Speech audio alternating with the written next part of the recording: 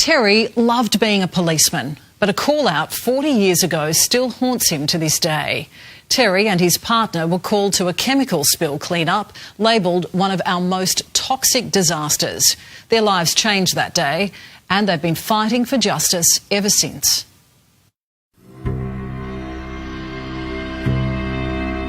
Two New South Wales policemen came into contact during the course of their duty with radioactive material. Since then, they've been continuously ill. One of Australia's most disturbing toxic spills, and the 4-decade-long battle for the two policemen who paid an awful price, told...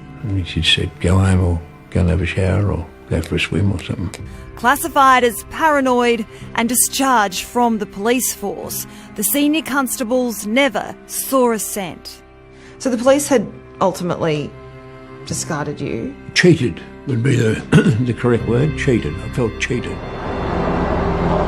It was here on the Pacific Highway, just south of Port Macquarie, more than 40 years ago. Hazardous chemicals and radioactive material were released into the environment. Decades on, the fallout is still being felt by the first responders and their families. And still, questions remain about whether the consequences were ever fully revealed. Did you feel it was a fulfilling job at the time? Oh, yeah, I loved it. It was great. Terry was a cop through and through. Then came the incident that would haunt Terry for decades. The health problems of both men have their origin in a call to attend the scene of an accident. White chemical powder blanketed the road. Burst bags of pesticide and diesel fuel leaked across the highway.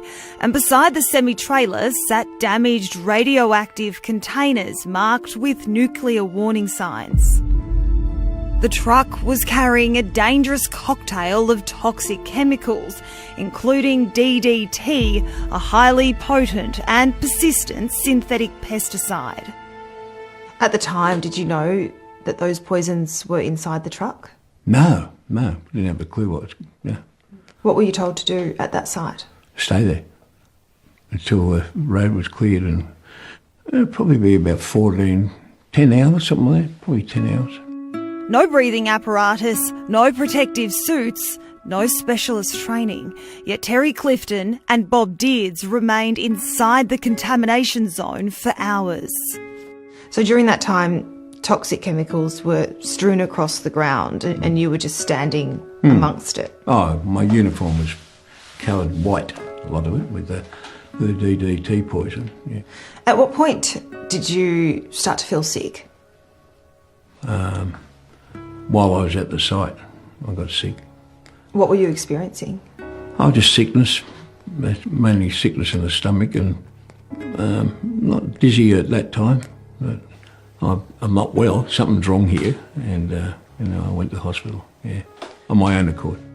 It was like my skin started to go hard, and he said that he didn't know what to do and go home and have a shower. Internal police records stated some of the symptoms were due to DDT absorption. Police, though, argued exposure levels were too low to cause radiation sickness. Terry's health continued to deteriorate. Mainly depression, I feel a lot, plus I still have the dizziness. Do you feel the crash and the toxins you had been exposed to had messed with your mind? Very much so. I wasn't thinking correctly. Afraid I might have shot someone. One night I drew my gun, I was going to fire at some people. There was no real reason, except they were running away from me. Eventually, Terry was medically discharged from the New South Wales Police Force. It decided, though, Terry's injuries were not duty-related. And so they, when that happened, they stopped my salary. A little bit hard to cope with a wife and 3 children. What was that like? Terrible. Very hard to manage. I didn't care. I think that they didn't understand what had happened. Because they didn't understand, they didn't know how to treat it. I was accused of being a bloody malingerer and bludger. Yeah, that's goodbye, Terry. We got rid of you. You're sick and it's got nothing to do with us. That's right. Yeah, got nothing to do with the police, I reckon. And I disagree with that. For decades, Terry battled police, medical boards and compensation systems, trying to prove the Laurieton crash destroyed his health and career. And as the years passed, fellow officer Bob's health also worsened. He eventually died from cancer in 2024. Well, Bob DEARDS died. He was sick for years after.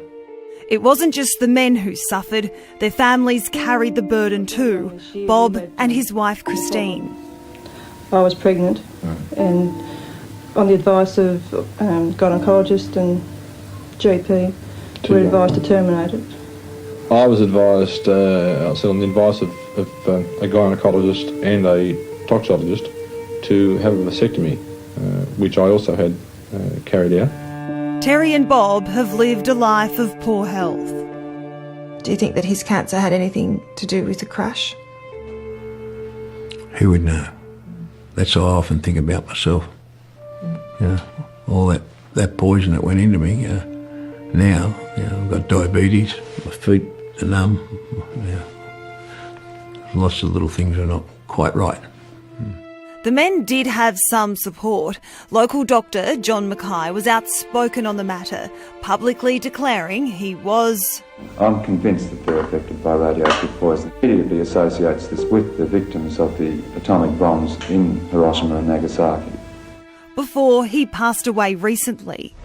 Cameron Jeffries is a fellow of the Australasian Radiation Protection Society and says 2 policemen shouldn't have been the first there.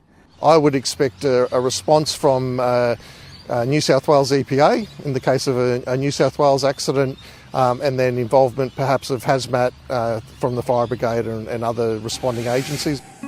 Terry never wanted a huge payout, just a pension and recognition he was injured in the line of duty. Police refused. I was just stubborn and persisted with this, and for 20, 30 years, I suppose. Until recently, Terry never received a cent. He took the police to court and won.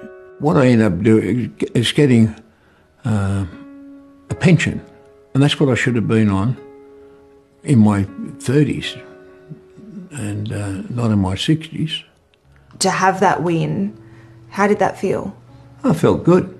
Not many people win against the police department. Yeah. Terry now enjoys a quiet life. I had a lot of reliance on my parents.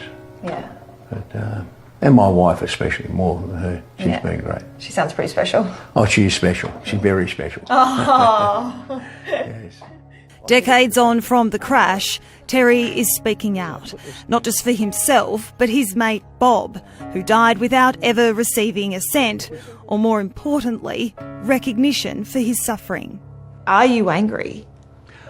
I was extremely angry, and I had an anger problem, I suppose you would call it. But do I get depressed? Yes, I get very depressed. Yes, I still get upset about the whole situation. And you can understand why. Surely Terry and Bob deserved better after that fateful call-out where they were just doing their jobs.